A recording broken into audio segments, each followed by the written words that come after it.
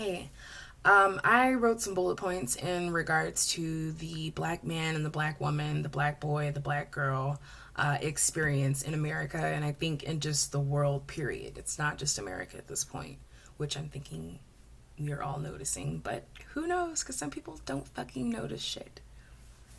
All right, I'm gonna try not to curse too much as well too, because I want everyone to be able to listen to this video. Um, as a child, seeing the parent in jail, dead, not by choice or fault. That's a mental toll, right? I mean, because at some point a child asks why. They want to know why. And then we get thrown, don't be a thug, won't get treated like one, when it's the total opposite for Africans who are in America. I think it's the total opposite for Africans, period. The injustice that goes on to their parents, to people in general, or the stuff that you see in the prison systems to those who look like them. For an example, injustice labor, having inmates working 17 cents an hour. And pause for a second, the 13th Amendment. Why do you think they have black people look like criminals so much? You create that picture, it's easier to say, hey, you're doing this, you're doing that, you're doing this. Slavery is not supposed to happen. I can't remember word for word. It's involuntary. It's involuntary unless or except you commit a crime. I can make a whole nother video about that, but I mean, and I can't be mad at my brothers and sisters for at that time when the Constitution was made. They had nothing to do with that, you know? And this whole time everyone's been thinking, but we're free, we're free. If you really read that, we're not fucking free. They made it for people who they made them not read and be educated for a reason. So we've been saying we're not really fucking, we're not free.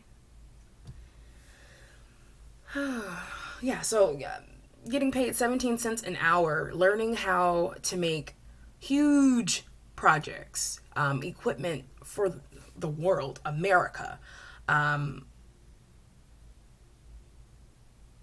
Everything that they're learning is not being implemented, though, whenever they go outside to the real world, even if they are able to get out.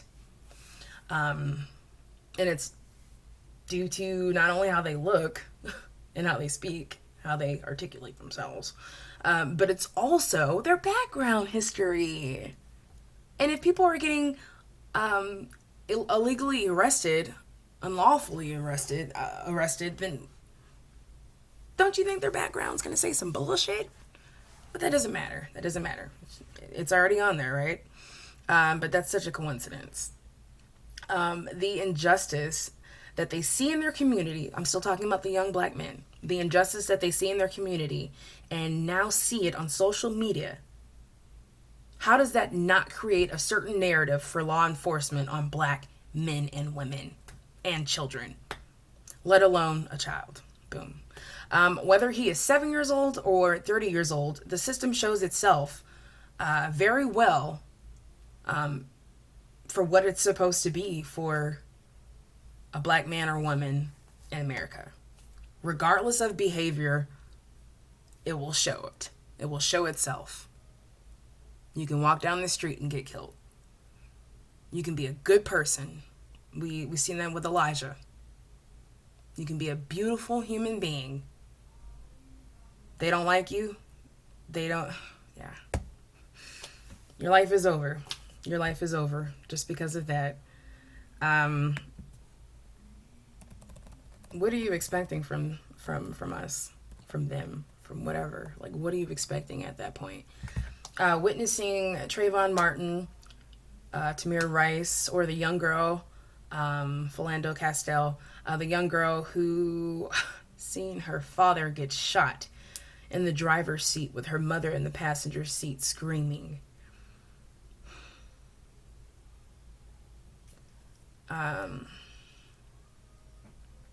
And now these young people, they hide under their hoodies, hoping that they don't get shot. while most of them are even afraid to wear it, regardless of how cold it is. At some point, you have to notice that you're stripping someone's fucking humanity at that point. You have to understand how that can mentally affect a grown man, let alone a child. The effect that white women have on black men, especially a young black man's life, we learned that with Emmett Till is so crucial. So not only is he crumbling by everything that I've already mentioned, right?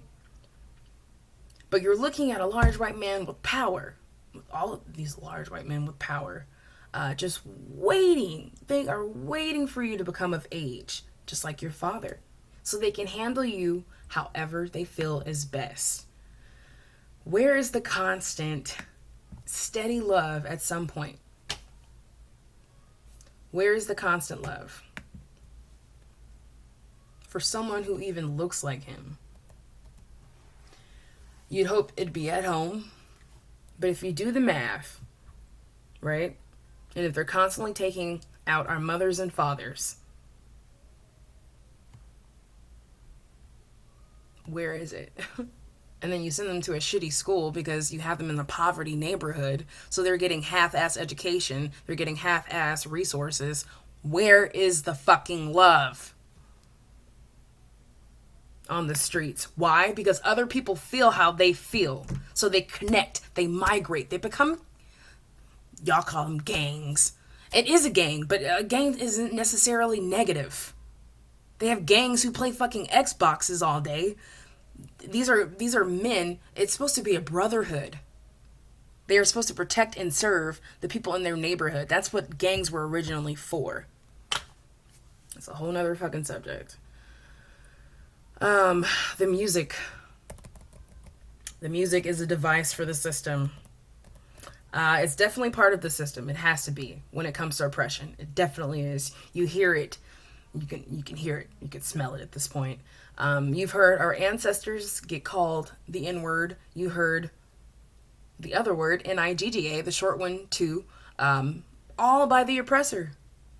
Yes, our people came up with N-I-G-G-A to flip it, to make it feel better, but we don't need to carry that narrative this long.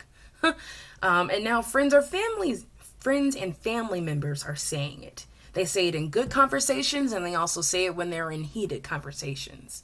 You are now forced to hear it because it is made into a friendly homie word. You're my homie right now. No. Find another word. There's dude, there's friend, there's their actual fucking name. That works too. I don't know. Where am I at? And you were forced, yeah. The disrespect comes from every angle towards people who look like him. As a grown man trying to get a job, learning the system that was made and built for him and the stereotype of a grown black man, worrying about how tall he is, if he articulates himself well enough, worrying about if he looks scary, if he looks like he can make someone feel fearful for their lives. That is mentally draining. And then we gotta make videos for y'all to understand it.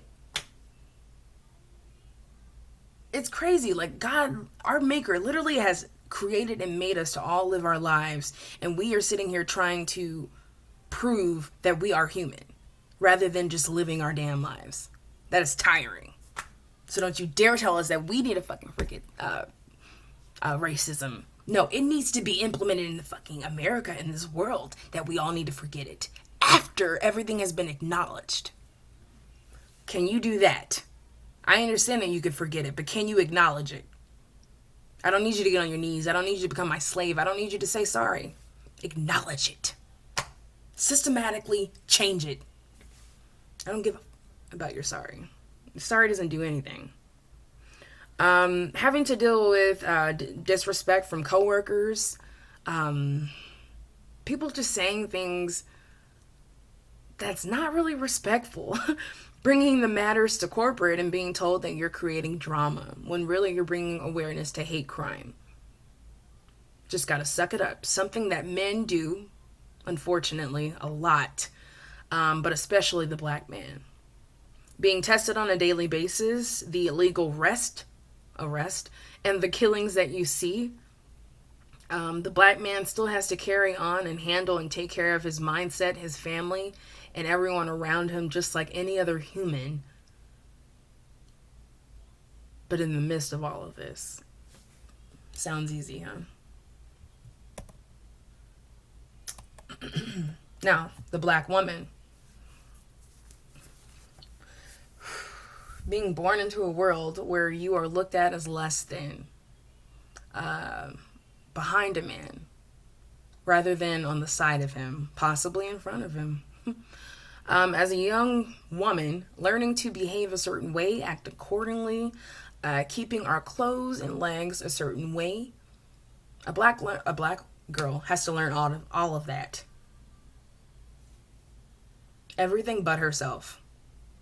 Her own hair, her own heritage, her own well-being on this planet, because she's too busy learning everyone else's fucking way.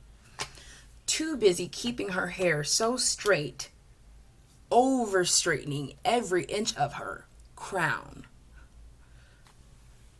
just so she could fit the narrative of pretty in America. And we still have to mention her skin color, because if she's too dark, then she's just in this category. It's so draining. Women in general are treated less than, but especially the black woman, completely misunderstood. Watching her parents, noticing the injustice as she grows, losing her father because a man feared for his life. He feared for everything, when it's really just his color. Black girls and women need their father. As a black woman, we are fit into a narrative of being strong, never stopping, right? This is really good. Hold on. Never stopping, in which in reality is more tiring carrying that label than actually doing the fucking work of being just a black woman. The narrative is more tiring than just waking up and doing it.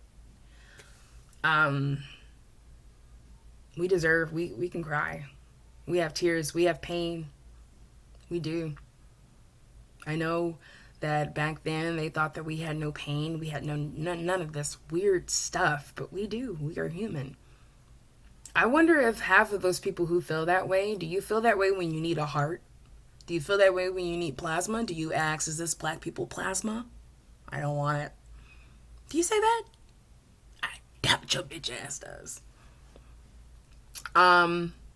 These young girls now have to worry about situations like Philando Castile and other horrible injustice videos of people who look like their father, their shield, their protector.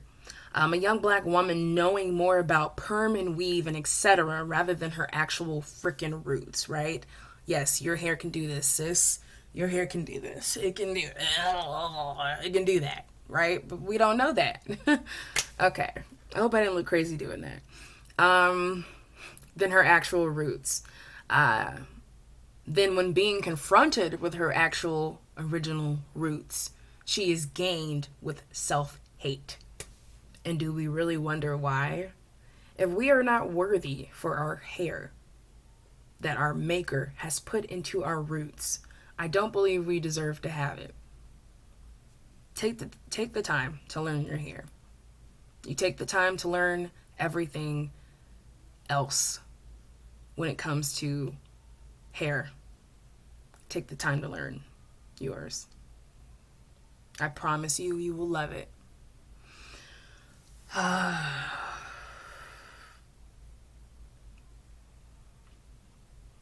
Growing up in the early 1900s and before, all the way up to 2014, if it's probably still continuing, I don't know. Natural hair was not praised. It's been praised for the past few years, though, thank goodness.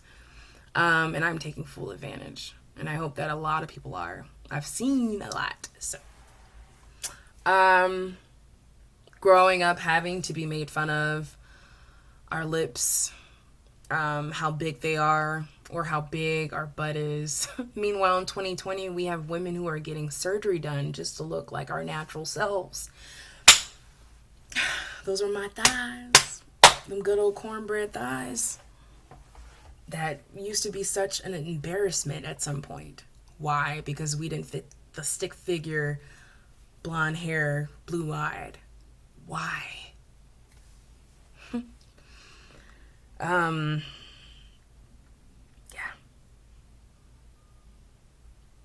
You would think that seeing these women wanting to get surgery done to look like us would empower us more.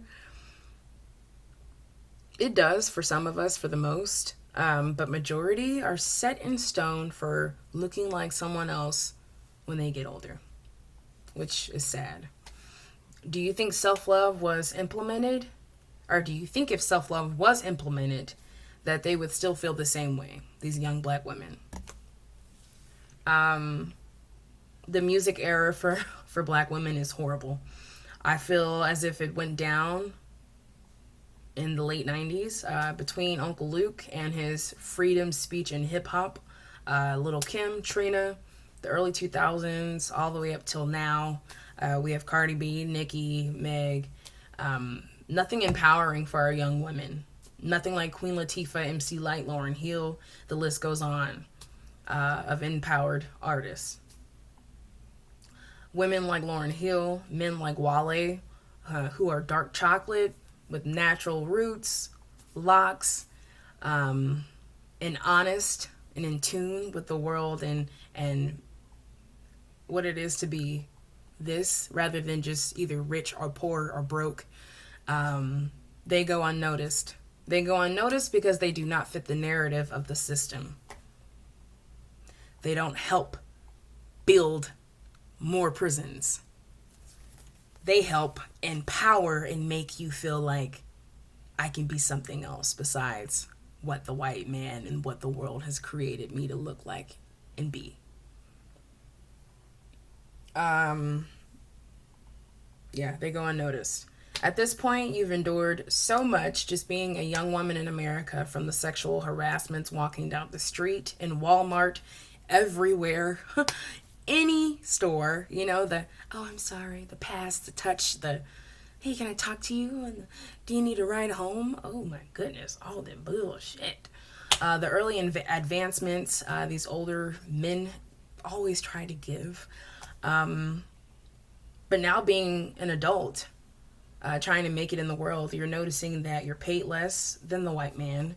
Just like Karen, she's paid less than the white man. But then you also notice you're getting paid less than Karen.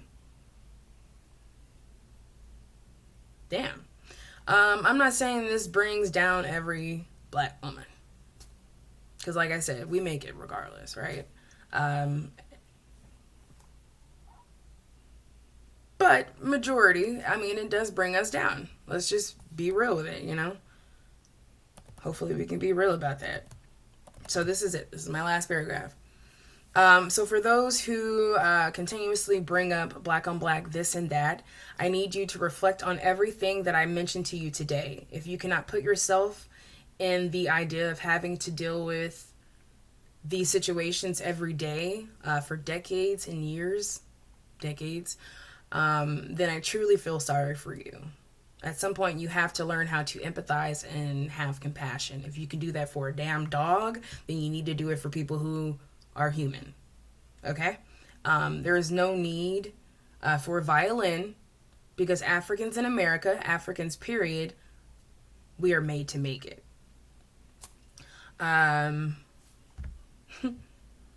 We just don't know our power because we are constantly being taken down and it's constantly being taken away. But can you add up why? Did I not just explain it? All right. Whew. They don't know their power because they're constantly being taken away. Yeah. They say say that we will make them into our slaves if something changes. It's just retarded. No one has time for that. No one wants that. But it's so much deeper than that. Once every black and brown brother and sister notices their power, notices the true religion that was here before the race war, the slave trade, the Western Christianity. Look up, yeah, that's one of the story. Before all of that, yeah, the true religion that was here before all, the world will be reborn. Will be reborn, brand new, so fresh. We need to feel loved. We need to feel important. And it's time for America to start acknowledging our worth and the work that has been put in. That's it. If you have any questions or concerns or you want to talk about something, let me know. Have a good day. Have a good night.